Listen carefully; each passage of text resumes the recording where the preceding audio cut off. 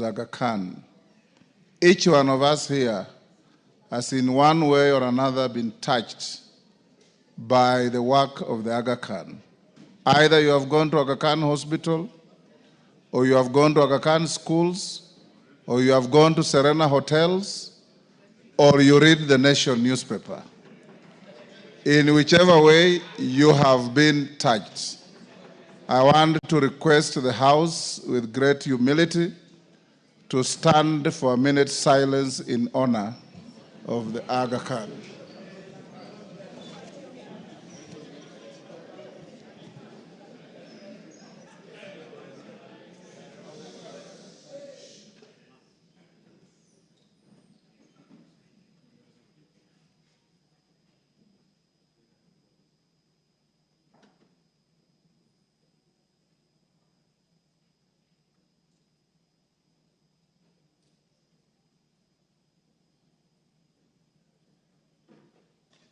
Thank you. Go back to communication.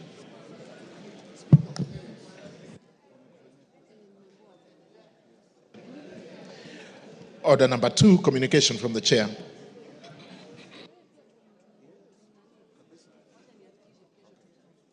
Honorable members, those on their feet, take your seats. Kiamba, take your seat, Mami. Sabina Chege, take your seat.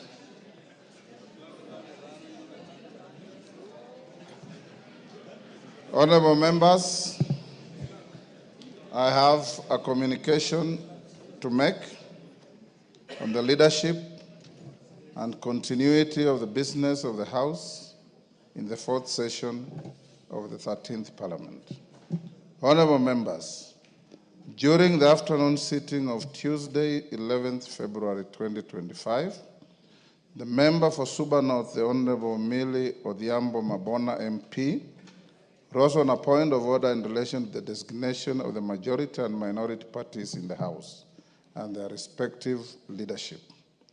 In the point of order, the Honorable Millie noted that she had been aware of a judgment of the High Court in Nairobi, High Court case number E202 of 2023, Kenneth Njagi Njiru versus State Law Office and Jubilee Party of Kenya, where the court had declared the ruling contained in the communication made on 6 October 2022 on the majority and minority parties in the National Assembly as unconstitutional, null and void.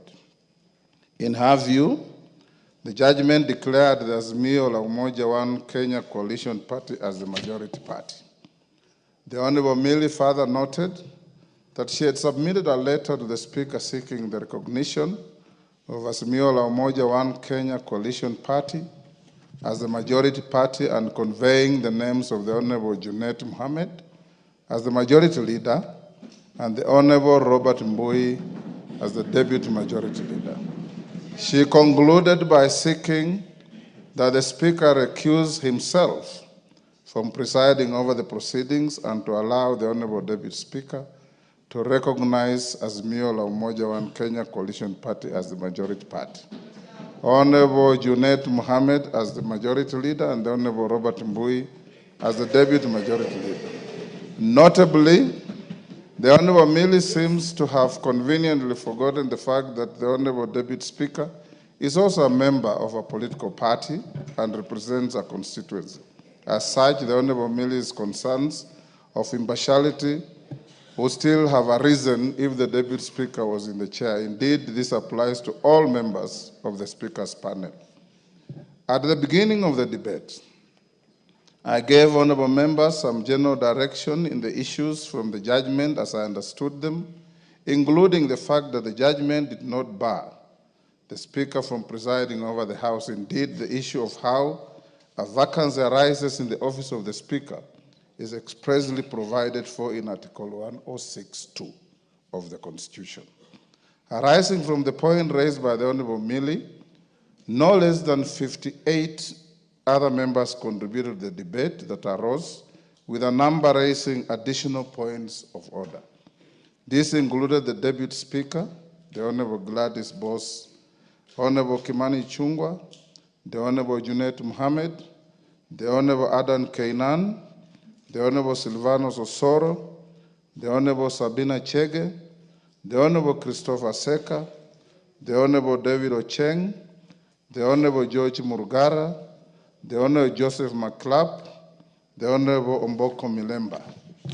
Other members who contributed on the point of order were the Honorable Major Retired Bashir Abdullahi, Honorable Betty Maina, Honorable John Kiari, Honorable Timothy Kipchumba, Honorable Raphael Wanjala, Honorable John Chikati, Honorable Zahir Janda, Honorable Robert Mbui, Honorable George Murugara, I think that's repeated, Honorable Doris Donya, Honorable Wanami Wamboka, Honorable Tienda Molo, Honorable Karoli Omondi, Honorable Mwengi Mutuse, Honorable Duncan Madenge, Honorable Didmas Baraza, Honorable Jane Kagiri, Honorable Emmanuel Wangwe, Honorable Peter Kaluma, Honorable Dr. Lillian Kogo, Honorable Gideon Kimaio. Additionally, Honorable Nabina Bwera, Honorable Marian Kitani, Honorable Sakimba Parashina, Honorable Joyce Bensuda, Honorable Captain Retired Roeda Obo, Honorable Dr. Makali Mulu, Honorable Chiforo Mondo Mangale, Honorable Githinji Kishimu, Honorable Majimbo Kalasinga, Honorable Dr. Robert Pukose, Honorable Musili Mawadhe, Honorable Kasim Tandaza, Honorable Baro Mohammed, Honorable Alice Nganga, Honorable T.J. Kajwang, Honorable Dr. James Sinyikal, Honorable Ruth Odinga, Honorable Geoffrey Ruku, Honorable Dr. Wilfred Oundo, Honorable Kakai Bisau, Honorable Titus Lote, Honorable Ferdinand Wanyonyi, Honorable Kuria Kimani, Honorable John Waluke, Honorable Rahim Daoud, Honorable Gonsirai, and the Honorable Moses Kirima contributed to the debate. In broad summary, the ensuing debate crystallized the following issues. A, whether the court in its findings designated any party as the majority party or any party as the minority party in this House, and even in the affirmative, whether this was an invitation to the whips to invoke the provisions of Standing Order 19A and 20 on the submission of freshly elected party leaders. B, what were the implications of the judgment to the continuity of the business of the House, noting that the court expressly declined to grant the prayers sought by the petitioners to declare Azimio la Umoja One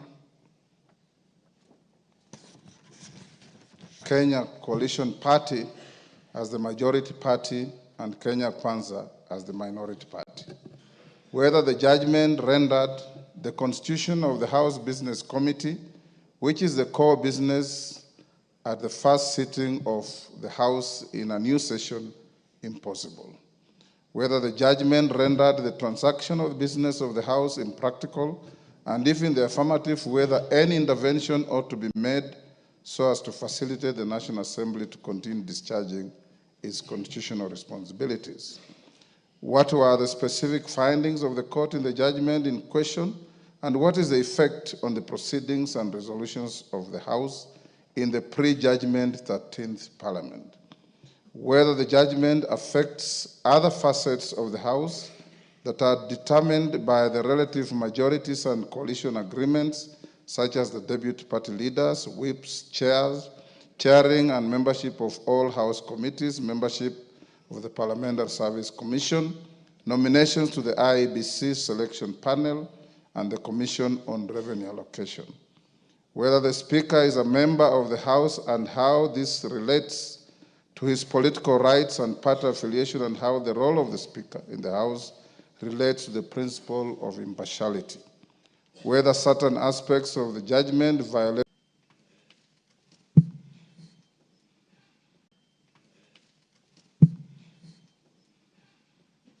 Koyo, take the nearest seat. You don't have to run across the floor.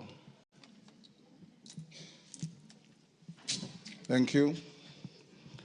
While contributing to the debate, the Honorable Mwengi Mtusi tabled a letter dated 30th January 2024 from the Register of Political Parties indicating that the Maendeleo Chap had exited the Azimio la Umoja One Kenya Coalition Party with effect from 25th January 2024. On her part, the Deputy Speaker, the Honorable Gladys Boss, submitted that upon receipt of the judgment, while discharging the role of the Speaker in the absence of the Speaker who was out of jurisdiction, she instructed the Clerk of the National Assembly to seek information from the Register of Political Parties with respect to the status of the membership of the 21 parties represented in the House in any coalition and to request for certified copies of the relevant coalition agreements. At the conclusion of the debate, the Deputy Speaker tabled a response from the Register of Political Parties referred as request for information on coalition agreements, dated 11th February 2025. Annexed to the response were certified copies of coalition agreements relating to A, the Azimio la Umoja One Kenya Coalition Party, the Kenya Kwanza Alliance Coalition, the Kenya Kwanza Alliance Coalition and the Democratic Party, the Kenya Kwanza Alliance Coalition and the Grand Dream Development Party, the Kenya Kwanza Coalition and the National Agenda Party of Kenya, the Kenya Kwanza Alliance Coalition and Chama cha Mashinani CCM, the Taifa Democratic Coalition. Consequently, members, I undertook to consider the concerns raised by the members and documents tabled by the Honorable Mtusi and the Deputy Speaker and to guide the House at this sitting. At the very outset, I wish to note that the judgment seems to have created an element of unprecedented confusion in the affairs of the House. This has affected the manner in which I have now been called upon to guide the House in light of the patent contradictions I have noted in the letter submitted by the Honorable Millie Odhiambo. In communicating confirmation of members of the Azimio coalition as the majority, the Honorable Millie signs off as the majority party whip, National Assembly, against a letterhead that also designates her as the minority chief whip. The letter also fails to attach any records of any meeting which the alleged decision of the coalition was made as required by the very standing orders 19A and 20 that she quoted and invoked. Viewed in isolation, the letter is in law defective. Nevertheless, I'll allow the honorable member some latitude in the light of the prevailing confusion. Honorable members, I've read the judgment, and it has been explained to me at length by our very able legal team. I find it quite unfortunate that misleading assertions have been made with respect to the findings of the court. Honorable Wanjala, keep your cool. The majority of the reporting has failed to note that the matter before the court related to a mixed bag of prayers sought by petitioners touching on the pending disputes in the Jubilee Party, the Finance Bill 2023, requests for a section of Kenyans not to pay taxes, and deeming of certain members to have resigned from their political parties, among others. A reading of the judgment reveals glaring factual and legal contradictions. I instructed that an appeal be lodged against the judgment forthwith. My guidance to the House should not be construed as a review of the findings and orders of the court, and that remains within the province of the judiciary. With respect to the issues raised by the members, I can only pronounce myself on matters that are necessary to facilitate the continuity of the business of the House. Consequently, the guidance I'm about to give shall strictly confine itself within those parameters. Honorable members, I wish to note that out of 34 prayers expressly sought by the petitioners, the High Court in its findings only granted 3 prayers and expressly declined the other 31 prayers. Paragraph 508 of the judgment reads, and I quote, "In the ultimate, we allow the petition to the following extent. It is hereby declared," that's Roman 1, "that the question as to which party or coalition of parties is the majority in the National Assembly in the 13th Parliament was determined by the sovereign will of the Kenyan voters during the 9th August 2022 general elections. 2, it is hereby declared that the Honorable Speaker's ruling on determination contained in his communication from the chair made on 6 October 2022 on the majority and minority in the National Assembly violated Article 108 of the Constitution and therefore is null and void. 3, it is hereby declared, I'm quoting from the judgment, it is hereby declared that the Honorable Speaker's ruling or determination from the chair on 6 October 2022 with respect to leadership of the National Assembly on account of his determination of the majority party and minority party in the National Assembly is contrary to and violated Article 108 of the Constitution, and to that extent is null and void. 3, an order of certiorari is hereby issued quashing the Honorable Speaker's ruling or determination contained in his communication from the chair made on 6 October 2022 on the majority and minority in the National Assembly. Subject to the foregoing orders, the court went on, the rest of the prayers in the petition are declined. Parties will bear their own costs. Honorable members, finding number Roman 4 in which the court declined to grant the rest of the prayers sought by the petitioners is quite instructive. To put it in its proper perspective, I note that at paragraph 33, appearing on page 6 of the judgment, the petitioner had expressly sought that the court grants the following prayers, among others. D, that a declaration be issued to declare that the Azimio la Umoja One Kenya coalition is the majority party in the National Assembly of Kenya based on the outcome of the election of members of the National Assembly held on 9th August 2022. That a declaration be issued to declare that the Kenya Kwanza Alliance is the minority party in the National Assembly of Kenya based on the outcome of the elections of members of the National Assembly held on August 2022.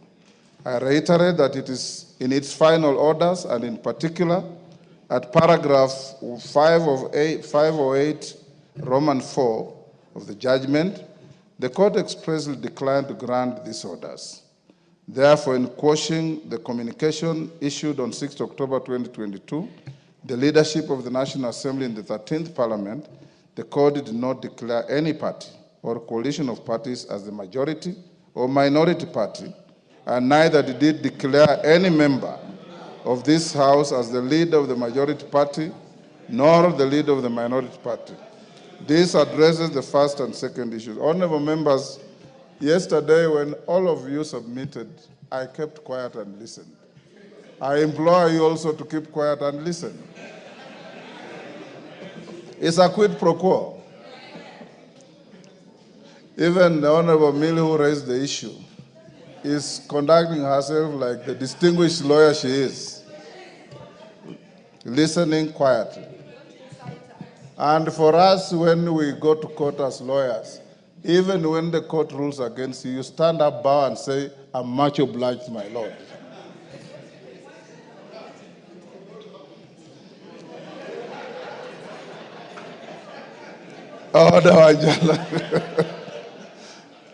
Moving on, honorable members, in its first finding, the High Court cryptically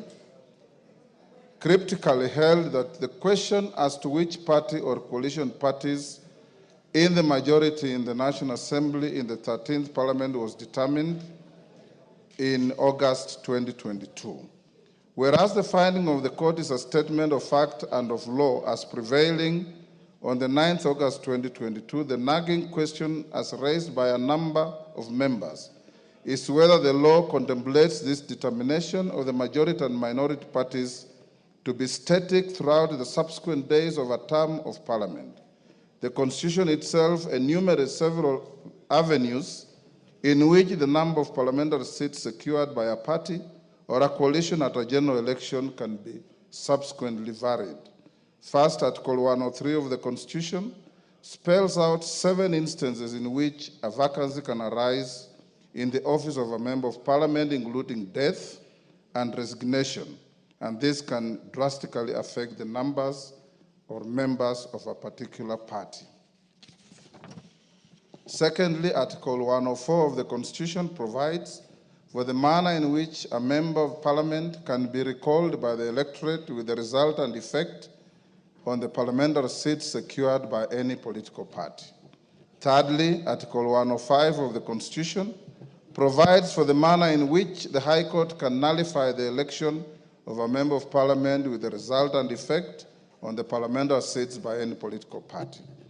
Fourth, Article 108 of the Constitution, as further expounded in the Political Parties Act, acknowledges the formation and existence of coalitions which, when varied through post-election agreements, have a result and effect on the parliamentary seats associated with a political party or coalition.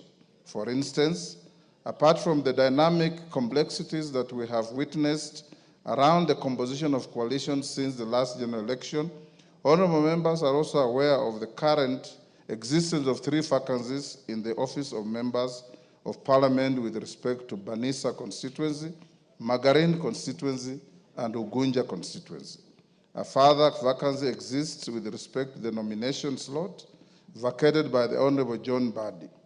How is the House meant to treat a change in its relative majorities arising from the current existing 4 vacancies? Honorable members, to my mind, all the cited scenarios create avenues for the exercise of the sovereign will of the people to determine the majority and minority in the House.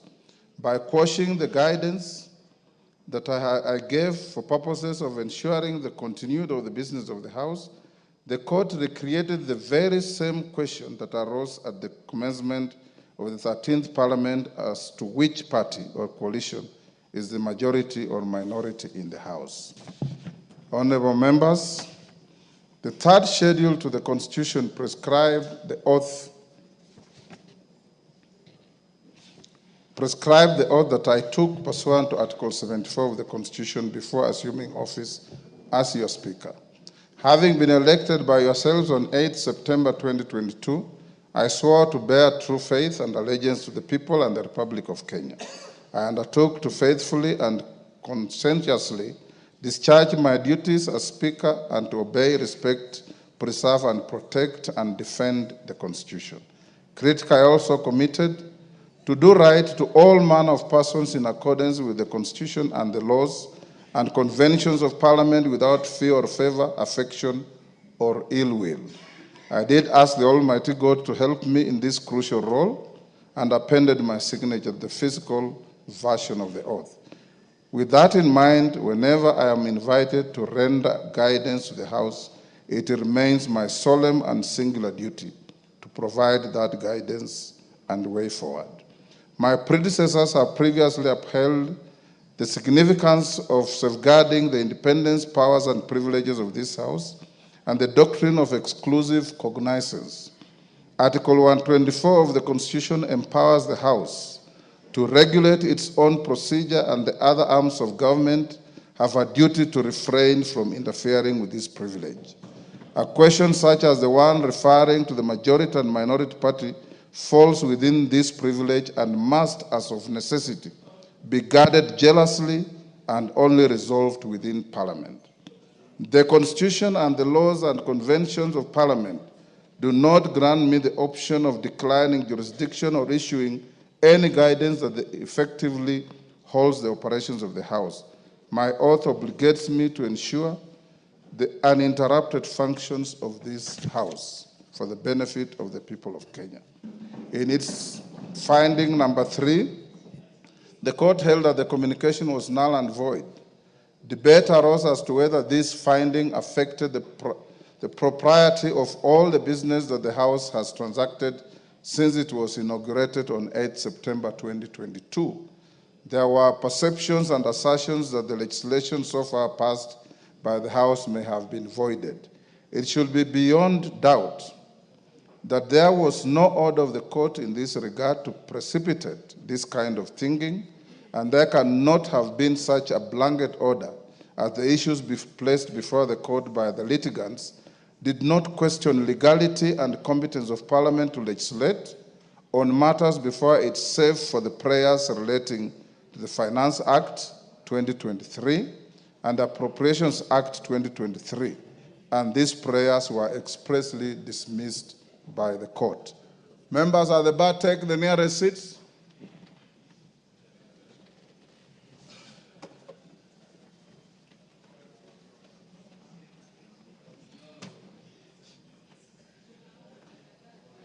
The nearest seats